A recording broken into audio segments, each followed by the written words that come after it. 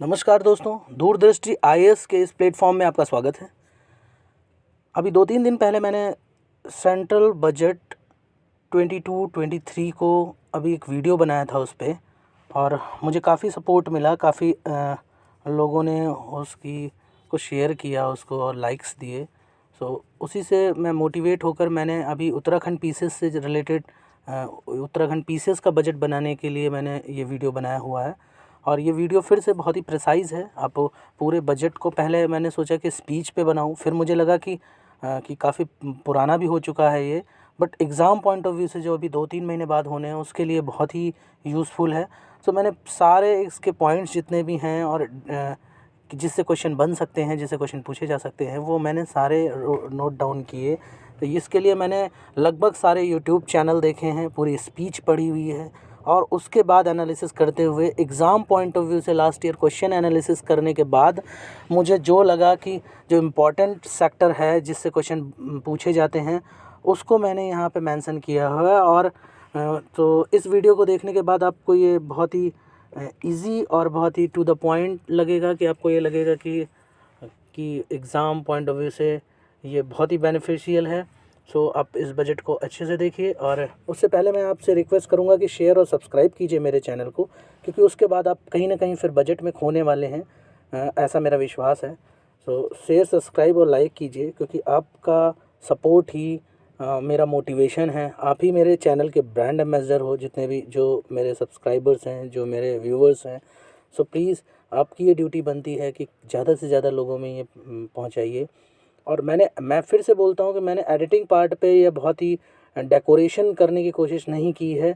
ज़्यादा मैंने कोशिश की है कि अच्छे से अच्छा कंटेंट आपको प्रोवाइड कर सकूँ, क्योंकि मोटो लर्निंग है, रीडिंग नहीं। मोटो सिलेक्शन है, केवल जस्ट बड़े बड़े वीडियो बना के शो ऑफ करना नहीं है। सो प्लीज़ आप सपोर्ट कीजिए, और आइए अब बजट के बारे में देख लेते हैं। So this is the budget of Uttarakhand 21-22। तो लगभग अभी 9-10 महीने पहले आया हुआ था। तो इसके बारे में ये है कि सेंट्रल बजट, वैसे तो हमें पता है कि जो बजट है वो आर्टिकल 112 सेंट्रल बजट है, जिसे राष्ट्रपति जो है वो पारित करते हैं। और ये मैंने इसके बारे में लिख भी दिया हुआ है यहाँ पे कि राष्ट्रपति, और जो ये है, और जो राज्य का जो बजट है वो 202 आर्टिकल के थ्रू होता है, जिसे राज्यपाल जो है वो लोकसभा में पब्लिश करवाते हैं। तो इसलिए इस बजट के बाद अब इसको एनुअल फाइनेंशियल रिपोर्ट भी बोलते हैं, यानी वार्षिक वित्तीय विवरण भी इसको बोला जाता है। और इसमें जो जो सीएम हैं त्रिवेंद्र सिंह रावत, उन्होंने बतौर वित्त मंत्री के, ये फाइनेंस मिनिस्टर भी हैं, तो इन्होंने दोनों का जो पोस्ट इनके पास ही है एक तरह से।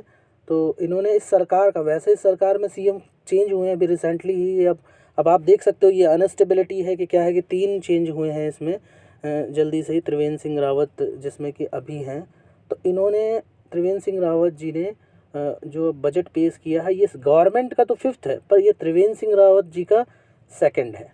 तो आप इसको भी आप याद रखना। और ये 4 अप्रैल 2021 में हुआ था। मैं जूम कर लेता हूँ ताकि आपको अच्छे से विजिबिलिटी हो सके। तो ये गैंडसंग जो चमोली में है, और ये जो कैपिटल है, दूसरी कैपिटल है उत्तराखंड की। तो यहाँ पर ये देखिए, यहाँ पर ये उन्होंने, वित्त मंत्री ने बजट दिया है। अब इस बजट के टोटल वैल्यू जो होती हैं, ये 5वां बजट था, मैं बता चुका हूँ। 4 अप्रैल 2021 को ये प्रस्तुत किया गया है, सदन में प्रेजेंट किया गया। सो व्हाट नाउ, बजट में जो अब कुल राशि है, कुल टोटल बजट जो है वो 57,432 का है, .32 का है। मीन्स 57,400.25 का है, जिसमें टोटल एक्सपेंडिचर, कुल व्यय जो है वो 57,400 है। आप देख लीजिए। और इसमें जो कुल प्राप्तियां हैं, वो 57,200 की हैं। तो इसका मतलब ये है कि इतना ये, इसमें कुल जो प्राप्तियां हैं जो मैंने बोला हुआ था वो 57,400 है, मींस इतना, सॉरी व्यय एक्सपेंडिचर इतना है, और एक्सपेंडिचर मतलब होता बजट ही इतना बनाया गया है तो उस हिसाब से एक्सपेंडिचर वो सेम हो जाएगा। बट जो अभी हमें मिलेगा इस बजट में, प्राप्तियाँ मींस होता है रेसिप्ट, तो वो जो मिलना है वो 57,024 है। तो इसको आपको ध्यान देना है कि मींस जो हमने जो बजट बनाया है तो ऑलमोस्ट ज़्यादा है, जो एक्सपेंडिचर है वो ज़्यादा है, 57,400 है, और जो मिलना है इसका मतलब है जो हमें मिलेगा वो है 57,024। तो इट मीन्स अगर हम इसको सेपरेट कर देंगे तो हेयर 673, लगभग इतना करोड़ रुपए का जो है वो लॉस है, नेगेटिव है, जो सरकार को मैनेज करना है। इसी को डेफिसिट भी बोलते हैं, जो हम जो कोई देखना पड़ेगा सरकार को कैसे मैनेज करना है और इसी को कम करना होता है। तो ये है, तो राजकोषीय घाटा जिसको जो राजकोषीय जो डेफिसिट है, फिजिकल डेफिसिट है, वो 84.5 है। तो इस तरह से है, इसमें इंटरेस्ट भी होता है, टोटल डेफिसिट होता है, माइनस इंटरेस्ट होता है, इस तरह करके फिजिकल डेफिसिट है। हम इकोनॉमी सेक्शन में हम डिटेल में इसमें देखेंगे कि कैसे फिजिकल डेफिसिट जो है वो कैलकुलेट करते हैं। ना यूके के बजट में जो है वो थर्ड, अभी जो उत्तराखंड है जस्ट लाइक दिस वन, तो इसमें यह है कि अभी 2 मंडल में डिवाइड है, 2 मंडल और 30 डिस्ट्रिक्ट, 2 मंडल एंड 13 डिस्ट्रिक्ट्स में डिवाइड है। तो अब जो है इसको थर्ड एक और मंडल बनाने की बात करी गई। यहाँ पे चमोली है, चमोली में यहाँ गैरसैंण है, तो यहाँ पर इसी गैरसैंण को एक थर्ड मंडल बनाने की गई, जिसमें कि 2 कुमाऊं के और 2 गढ़वाल के डिस्ट्रिक्ट को यूज़ करके बनाने की बात की गई। और वो डिस्ट्रिक्ट कौन से हैं, वो हैं, देखिए यहाँ पर बागेश्वर, अल्मोड़ा, चमोली, रुद्रप्रयाग। तो ये डिस्ट्रिक्ट हैं, इनके लिए मैंने याद भी रखने के लिए मैंने एक फिर से वही कोड रखा हुआ है रुद्रप्रयाग भी, कि ए से अल्मोड़ा, बी से बागेश्वर, सी से चमोली, चंपावत नहीं है, चमोली है, याद रखना, बीच में चंपावत, तो पूरा जो यहाँ पे है ये चमोली है और ये चंपावत है, कई बार बोल चुका हूँ, यहाँ नेपाल है, यहाँ चीना। तो इसको, क्योंकि ये तो पूरा आएगा ही कुमाऊं मंडल में, तो यहाँ पर जब गैरसैंण ये बीच में बन रहा है तो इसकी बात हो रही है। तो A for Almora, B for Bageshwar, C for Chamoli and R for Rudraprayag. तो ABC R इस तरह से आप याद कर सकते हो, ABC and then R, right. तो दिस इज गैरसैंण, ये प्रपोज्ड है, तो पूछा जा सकता है कौन कौन से डिस्ट्रिक्ट हैं। उसके बाद ये जो कुछ योजना है जिसमें जो इम्पोर्टेंट है, अदरवाइज़ मैंने सभी इसको सेग्रीगेट भी किया हुआ है कि कैसे कृषि योजनाएं हैं, जल संसाधन पे क्या है, वन पे क्या है, ऊर्जा, परिवहन, IT सेक्टर योजनाएं, ये सब मैंने किया किस ईयर में है और थोड़ा थोड़ा इम्पोर्टेंट। अगर आपको और डिटेल चाहिए होगा तो मैं योजनाओं के लिए अलग बना दूंगा और जो वीडियो है, बट अभी यहाँ पर ये मुझे लगता है काफ़ी इम्पोर्टेंट है, जिस हिसाब से इससे कुछ 3-4 क्वेश्चन तो ज़रूर ही आएंगे इससे, और उतना ही टाइम देना है, उतनी ही एनर्जी हमें उस पर वेस्ट करनी है या इन्वेस्ट करनी है, ज़्यादा नहीं करनी है। सो यहाँ पर यह है कि CM घसियारी कल्याण योजना जो है, जिसमें 25 करोड़ दिया गया है, दीनदयाल DDU दीनदयाल उपाध्याय कृषि कल्याण योजना पे 47 करोड़ और कृषि विकास योजना पे 67 करोड़ दिया गया है। तो इन योजनाओं पर दिया गया सबसे ज़्यादा जो दिया गया है वो कृषि स्वास्थ्य कल्याण योजना पे खर्च किया गया है 47, कृषि विकास योजना पे 67 किया गया है, इस तरह से है। तो इस योजना मेनली हमें इन योजनाओं को डिटेल में पढ़ना है, ये बात ध्यान रखनी। तो यहाँ से हमें केवल नाम लेना है ज़्यादातर, कि कौन से नाम से क्या है, इस तरह से लेना है। अब 3 मेडिकल कॉलेज खोलने की वेरी इंपॉर्टेंट क्वेश्चन है, 3 मेडिकल कॉलेज खोले जाएंगे जो कि हरिद्वार, पिथौरागढ़ और रुद्रप्रयाग में होंगे। तो ये आपको बहुत ही अच्छे से याद रखना है, इनमें से पूछ लिया जाएगा कौन सा नहीं है 4 ऑप्शन में, तो इनको आपको ध्यान रखना है। नेक्स्ट है इसमें कि जो अल्मोड़ा में जो है वो जो कॉलेज है, अल्मोड़ा में मेडिकल कॉलेज है, वो तो स्टार्ट भी हो चुका है। जो इसमें एक और फैक्ट दे रखा है इसी मेडिकल कॉलेज से रिलेटेड, ये देखिए कि जो अल्मोड़ा में जो है मेडिकल कॉलेज वो 21 से शुरू हो चुका है, स्टार्ट किया जा चुका है, बाकी 3 को और स्टार्ट करना है। तो ये है। नेक्स्ट पॉइंट है इसमें कि ये जेंडर बजट है, ये जो है वो जेंडर बजट है, जिसमें कि जेंडर बजट में इस बजट में जेंडर बजट के सेक्शन में 7783 करोड़ रुपए जो है वो दिए गए हैं, इसको अलॉट किए गए हैं, आवंटित किए गए हैं। जेंडर बजट से रिलेटेड जो भी है वो 7-8 में स्टार्ट हो गया। तो क्वेश्चन ये फर्स्ट टाइम जेंडर बजट जो स्टार्ट हुआ था वो 7-8 से स्टार्ट हुआ था, तो इसको भी आपको ध्यान में रखना है, कई बार क्वेश्चन पूछ लिया जाता है।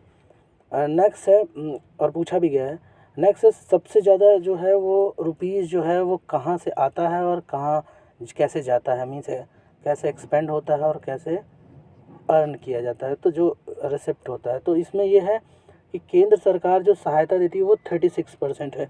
तो सेंट्रल जितने भी हैं जितना भी सेंटर जो सब्सिडी देती है या अलॉट करती है वो पूरे बजट का ही जो है जो पैसे जितना भी आता है उसका ही 36% है। ये मेजर पोर्शन है। कई बार पूछ लिया जाता है, क्वेश्चन पूछा जाएगा कि कौन सबसे ज़्यादा कहाँ से मिलता है, तो वो आपको ये देखना पड़ेगा। नेक्स्ट है जाता कहाँ से, तो सबसे ज़्यादा वेतन में, सैलरी में, वेतन भत्ते मजदूरी आदि में 29% जाता है। तो जाने और आने दोनों का एक एक आप याद कर लोगे तो कई क्वेश्चन आपका सॉल्व हो जाएगा। इतना डेप्थ में नहीं आने वाला है। जो फर्स्ट ड्रोन है एप्लीकेशन सेंटर जो बनाया गया है, फर्स्ट ड्रोन एप्लीकेशन सेंटर जो है वो बनाया जा रहा है और ये देश का सबसे बड़ा सस्पेंशन पुल भी बनाया जा रहा है। तो यूके में फर्स्ट ड्रोन एप्लीकेशन सेंटर बनाया जाएगा और ये देहरादून में बनाया जाएगा।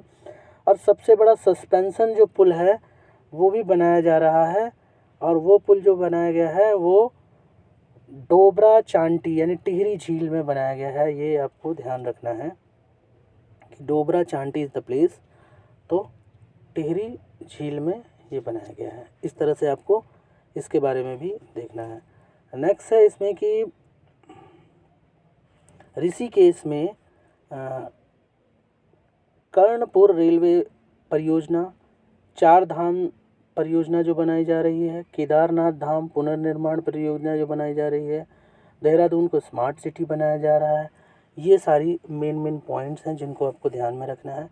अब 66 जो राष्ट्रीय फिल्म पुरस्कार का बेस्ट फिल्म फ्रेंडली स्टेट जो है वो उत्तराखंड को घोषित किया गया, डिक्लेयर किया गया है।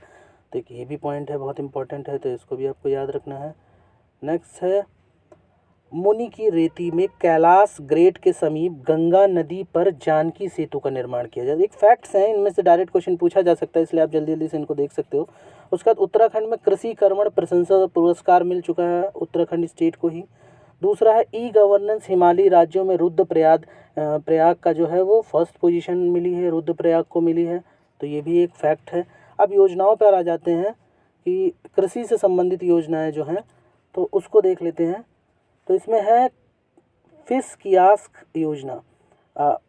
योजनाओं पे मैंने कहा था अभी ये बजट है, अदरवाइज़ योजनाओं पे भी मुझे एक वीडियो बनाना है और उसमें डिटेल करते हुए जितने क्वेश्चन पूछे जाएंगे, जनरली सीक्वेंस पूछ लिया आता है, ईयर पूछ लिया आता है, ये कौन सी पुरानी है कौन सी नई है, इस तरह से क्रोनोलॉजी पूछ ली जाती है। उससे रिलेटेड भी कुछ 2-3 स्टेटमेंट पूछ लिए जाते हैं और कौन सा सही है कौन सा नहीं है, ये हमें इस तरह से मल्टी ऑप्शंस दिए होते हैं जिसमें हमें सेलेक्ट करना होता है। सो उसके बारे में डिटेल वीडियोस ही बन सकता है ये, अदरवाइज़ ये वीडियो बहुत लंबा हो जाता। केवल हम नाम यहाँ पर देखेंगे और थोड़ी बहुत अगर डिटेल होगी तो उसको भी देखेंगे। कि फिश कियास्क की योजना, जैविक कृषि एक्ट 2019, दीनदयाल उपाध्याय सहकारिता किसान से संबंधित है। उसके बाद है कल्याण योजना जिससे आय को दुगना करना है, कृषि कल्याण योजना, तो आय को दुगना करने से। ग्रोथ सेंटर योजना है जिसमें कि राज्यों के उत्पाद को नेशनल या इंटरनेशनल पहचान दिलाने के लिए ग्रोथ सेंटर योजना की बनाई गई है।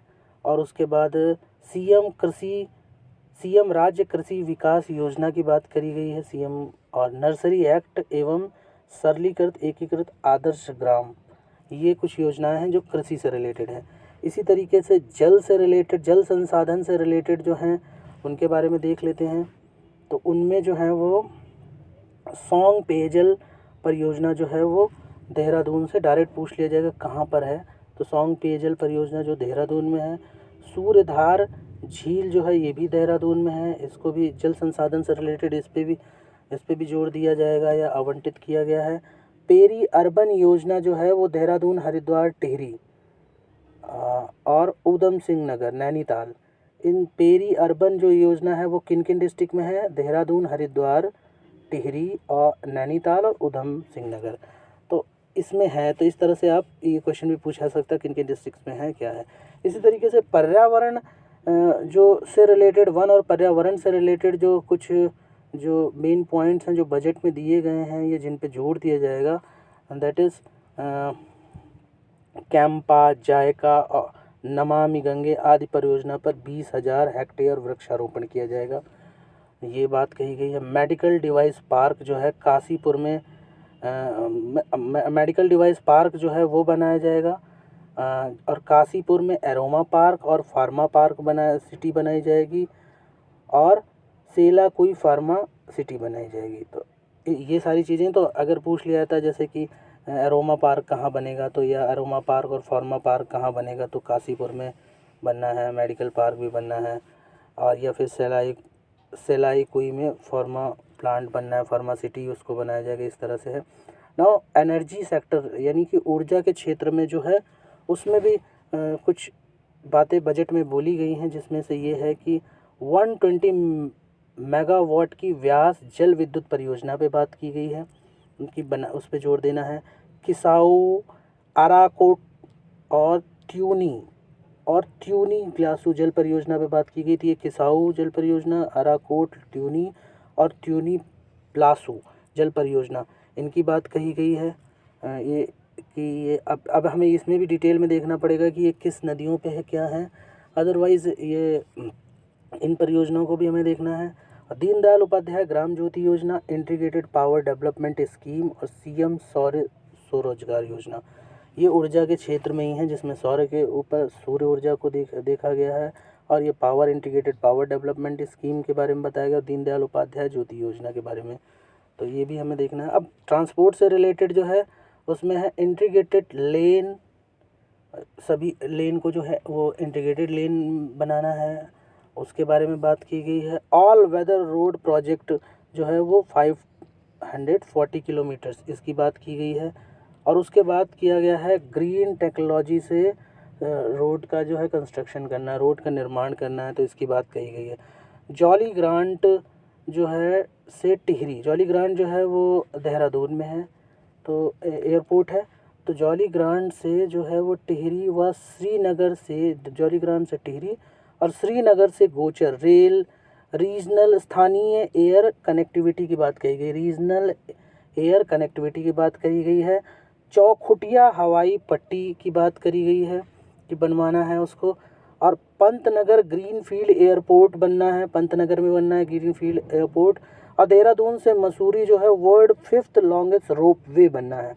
तो ये पूछा जा सकता है कि अभी जो 5th लॉन्गेस्ट रोप वे है, ये longest rope way of Uttarakhand जो है, ये तो वर्ल्ड की हो गई, उत्तराखंड की लॉन्गेस्ट है या, तो वो कहाँ पर है, इवन इंडिया की भी लॉन्गेस्ट है जो है रोप वे, वो कहाँ से, देहरादून से मसूरी के बीच में, हमें ये याद रखना है।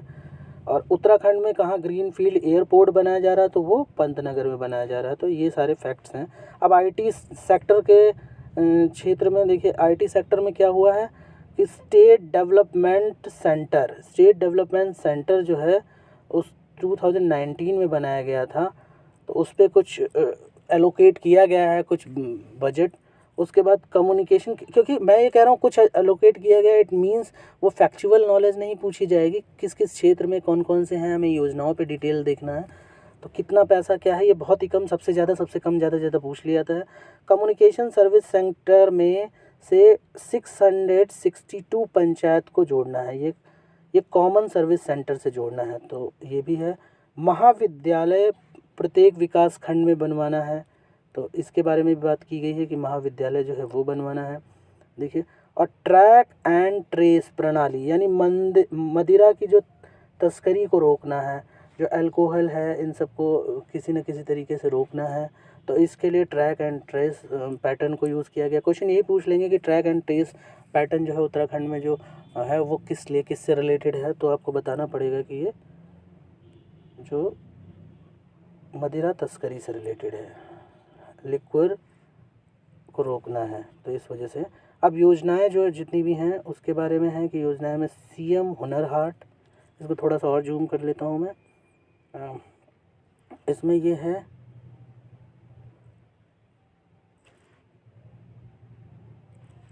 देखिए, सीएम हुनर हाट, सीएम अल्पसंख्यक मेधावी योजना, सीएम आंचल अमृत योजना, ऊर्जा फूड की बात की गई है, ऊर्जा फूड पेंशन योजना, बाल फ्लास योजना, ये बाल पोषण योजना से संबंधित है। ऊर्जा फूड पेंशन योजना, ऊर्जा फूड और बाल प्लास जो योजना है ये बाल पोषण से योजना, पेंशन योजना एक बीच में आ गई, अदरवाइज बाल प्लास योजना और ऊर्जा फूड ये दोनों बाल पोषण योजनाएं हैं। इसी तरीके से अनुपूरक पोषाहार जो है वो है, ये सब संचालित की जा रही है। अनुपूरक पोषाहार, सीएम आंचल योजना, ये अमृत योजना, ये सब जो योजनाएं हैं ये चलाई जा रही हैं। अब महिला सशक्तिकरण हेतु जो है वुमेन एम्पावरमेंट से रिलेटेड जो योजनाएं हैं उनमें है नंदा गौर योजना, तथा सभी जिलों में 24/7 जो है 24/7 जो है खटवी वन स्टॉप सेंटर। तो इस ये देखिए यहाँ पर खटवी वन स्टॉप सेंटर जो है इसकी बात की गई है, यहाँ पर 24 में खटवी वन स्टॉप सेंटर इसकी बात की गई है। नेक्स्ट है इन्हीं योजनाओं में वो है सीएम स्वरोजगार योजना जो कि मई 2020 में आई हुई थी, तो ईयर भी पूछ लेते हैं कई बार। या फिर यूके टूरिज्म पॉलिसी जो है 18 में आई हुई थी। इवन इससे पूरा मेंस के क्वेश्चन भी आएगा कि इसके पॉलिसी की डिटेल्स आपको लिखनी होगी या बतानी होगी, प्रो और कॉन्स इसके बताने होंगे, तो ये भी आएगा। बट अभी आप इसको केवल अभी प्री पॉइंट ऑफ व्यू से आप इसको देखिए। देन यूके टूरिज्म डेवलपमेंट, ये देहरादून बोर्ड बनाया गया है जो कि देहरादून में है, यहाँ पर ये देखिए देहरादून में है। उसके बाद है यूके फिल्म पॉलिसी 15 में आई हुई थी, जिसको कि अभी फिर से अमेंडमेंट करके संशोधन करके 2019 में लाया गया है फिर से। उसके बाद है यूके स्टार्टअप पॉलिसी 18 में आई थी। मेगा इंडिया पॉलिसी 15 में आई हुई थी, तो इसको भी देखना है, जिसमें कि ये था कि मेगा इंडस्ट्रीज़ पॉलिसी में ये है कि 75 से ज़्यादा और 200 करोड़ से कम, इन बिटवीन 75 to 200 करोड़ जो है वो इंडस्ट्रीज़ जो हैं उनको लिया जाएगा मेगा में। उसके बाद आईटी पॉलिसी जो आई हुई थी वो 18 में है। मेगा टेक्सटाइल पॉलिसी 14 में आई हुई थी। और उसके बाद यूके आयुष पॉलिसी 18 में आया हुआ था। बायोटेक्नोलॉजी पॉलिसी जो है ये बहुत इंपॉर्टेंट है, इसको देखिएगा। 18 से 23 के बीच में लाई गई है। 18 to 23 तो अभी करंटली वो चल रही है, 23 तक चलेगी। नेक्स्ट है यूके सोलर पॉलिसी 13 में आई हुई थी और इसको फिर से अमेंडमेंट करके 18 में लाया गया है, तो 18 में अभी फिर से हुई है, तो 2 बार जिक्र हुआ है इसका। UK air space and defence industry policy, तो इसकी भी बात की गई है, तो इसको भी हमें ध्यान देना है। तो इस तरह से ये बजट जो है वो डिस्कस हो चुका है। बस एक बात ध्यान रखनी है कि ये इसको वार्षिक वित्तीय विवरण बोलते हैं और ये फाइनेंशियल, इसको कहीं बजट नहीं बोला गया है। बजट पूरे कॉन्स्टिट्यूशन में इसको वार्षिक वित्तीय विवरण या फिर एनुअल फाइनेंशियल रिपोर्ट बोली गई है। इससे पहले इकोनॉमिक सर्वे जो आता है वो उसके बाद फिर बजट आ जाता है किसी भी राज्य का। आर्टिकल और जो सेंट्रल बजट के लिए 112 आर्टिकल में सारी इंफॉर्मेशन दे रखी हैं, और स्टेट बजट के बाद जो आर्टिकल है स्टेट बजट से रिलेटेड वो आर्टिकल 202 में दे रखा है। तो लाइक कीजिए, शेयर कीजिए इसी वीडियो को। मिलते हैं नेक्स्ट वीडियो में। Till then thank you, bye bye, जय हिंद।